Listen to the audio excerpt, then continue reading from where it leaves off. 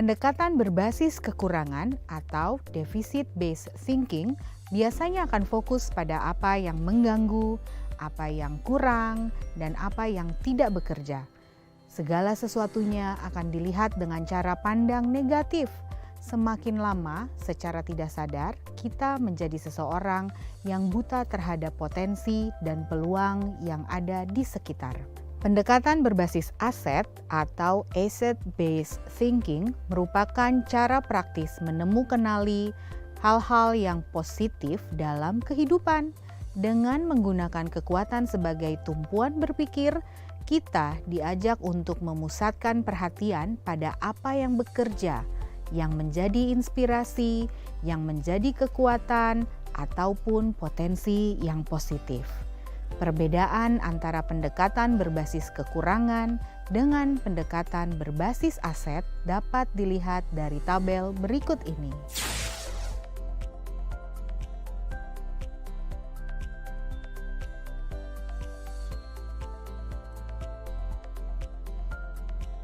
Asset-based community development atau pengembangan komunitas berbasis aset yang disingkat PKBA dikembangkan oleh John McKnight dan Jordi Kretschmann dari ABCD Institute di Northwestern University. PKBA muncul sebagai kritik terhadap pendekatan konvensional yang menekankan pada masalah dan kekurangan sebuah komunitas. PKBA menggunakan pendekatan berbasis aset dalam mengembangkan komunitasnya. Pendekatan ini digerakkan oleh seluruh pihak yang ada di dalam sebuah komunitas. Jadi, akan terlihat beberapa karakter saat sebuah sekolah menggunakan pendekatan ini. Seperti, pertama, titik awal perubahan selalu pada perubahan pola pikir atau mindset dan sikap individu. Dua, gerakan perubahan prinsip mulai dari sebuah perbincangan sederhana merupakan cara bagaimana manusia selalu berpikir bersama dan mencetuskan atau memulai suatu tindakan.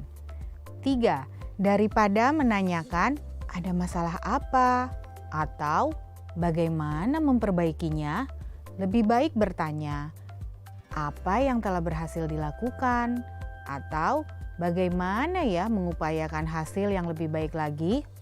Nah, cara bertanya ini mendorong energi dan kreativitas. 4. Seluruh warga sekolah berupaya melakukan perubahan, maka perubahan tersebut pasti akan terjadi. 5. Setiap warga sekolah akan bertanggung jawab atas apa yang sudah dimulai. 6. Membangun dan membina hubungan dua arah antar warga sekolah, mulai dari guru, kepala sekolah, murid, dan staf sekolah menjadi sangat penting untuk membangun sekolah yang sehat dan inklusif. 7. Sekolah harus dibangun dengan melihat pada kekuatan, potensi, dan tantangan. Kita harus bisa fokus pada pembangunan sumber daya yang tersedia, kapasitas yang kita miliki, serta kekuatan dan aspirasi yang sudah ada. 8. Kekuatan sekolah berbanding lurus dengan tingkat keberagaman keinginan unsur sekolah yang ada. Masing-masing unsur akan menyumbangkan kemampuan dan aset yang dimiliki untuk sekolah menjadi lebih baik. 9. Suasana yang menyenangkan harus merupakan salah satu prioritas tinggi dalam setiap upaya membangun sekolah. 10. Faktor utama dalam perubahan yang berkelanjutan adalah kepemimpinan lokal dan pengembangan serta pembaharuan kepemimpinan itu secara terus-menerus. Ada 7 aset utama atau yang disebut juga sebagai modal utama dalam suatu komunitas, yaitu pertama, modal manusia. Sumber daya manusia yang berkualitas adalah investasi paling berharga dari sebuah komunitas. Kita bisa menginventaris sumber daya manusia yang dimiliki dilihat dari pengetahuan, kecerdasan, dan keterampilan yang dimiliki oleh setiap warga komunitasnya. 2. Modal sosial. Mulai dari norma dan aturan yang mengikat warga masyarakat, unsur kepercayaan atau trust, dan jaringan atau networking antar unsur yang ada di dalam komunitas atau masyarakat. Contohnya asosiasi, institusi, mulai dari yang berhubungan dengan agama, profesi, politik, pemerintah yang ada di sekitar komunitas tersebut. 3. Modal fisik. Terdiri atas 2 kelompok utama, yaitu bangunan yang bisa digunakan untuk kelas atau lokasi untuk melakukan proses pembelajaran, laboratorium, pertemuan ataupun pelatihan, infrastruktur atau sarana prasarana mulai dari saluran pembuangan, sistem air, mesin, jalan, jalur komunikasi, sarana pendukung pembelajaran, alat transportasi, dan lain-lain. 4. Modal lingkungan atau alam. Potensi yang belum diolah dan mempunyai nilai ekonomi yang tinggi dalam upaya pelestarian alam dan juga kenyamanan hidup.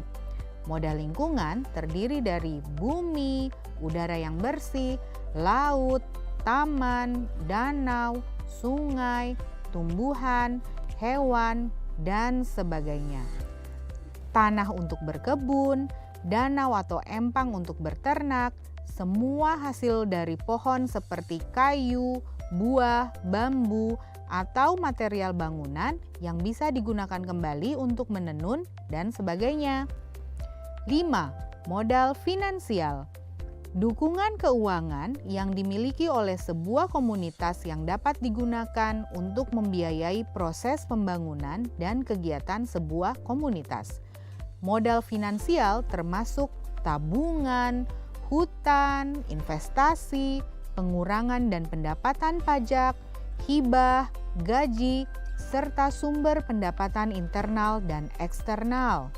Modal finansial juga termasuk pengetahuan tentang bagaimana menanam dan menjual sayur di pasar, bagaimana menghasilkan uang dan membuat produk-produk yang bisa dijual, bagaimana menjalankan usaha kecil, bagaimana memperbaiki cara penjualan menjadi lebih baik, atau juga bagaimana melakukan pembukuan. 6. Modal politik. Modal politik adalah ukuran keterlibatan sosial. Semua lapisan atau kelompok memiliki peluang atau kesempatan yang sama dalam kepemimpinan. Lembaga pemerintah atau perwakilannya yang memiliki hubungan dengan komunitas, seperti komunitas sekolah, komite pelayanan kesehatan, pelayanan listrik, ataupun air. 7. Modal agama dan budaya. Identifikasi dan pemetaan modal agama dan budaya merupakan langkah yang sangat penting untuk melihat keberadaan kegiatan dan ritual kebudayaan serta keagamaan dalam suatu komunitas, termasuk kelembagaan dan tokoh-tokoh penting yang berperan langsung ataupun tidak langsung di dalamnya. Sangat penting kita mengetahui sejauh mana keberadaan ritual keagamaan dan kebudayaan yang ada di masyarakat, serta pola relasi yang tercipta di antaranya yang selanjutnya bisa dimanfaatkan sebagai peluang untuk menunjang pengembangan, perencanaan, dan kegiatan bersama. Bapak dan Ibu calon guru penggerak, demikianlah penjelasan singkat tentang pengembangan komunitas berbasis aset serta 7 modal utama yang bisa dimanfaatkan dalam sebuah komunitas. Semoga tayangan ini dapat membantu Bapak dan Ibu guru dalam memahami materi tersebut.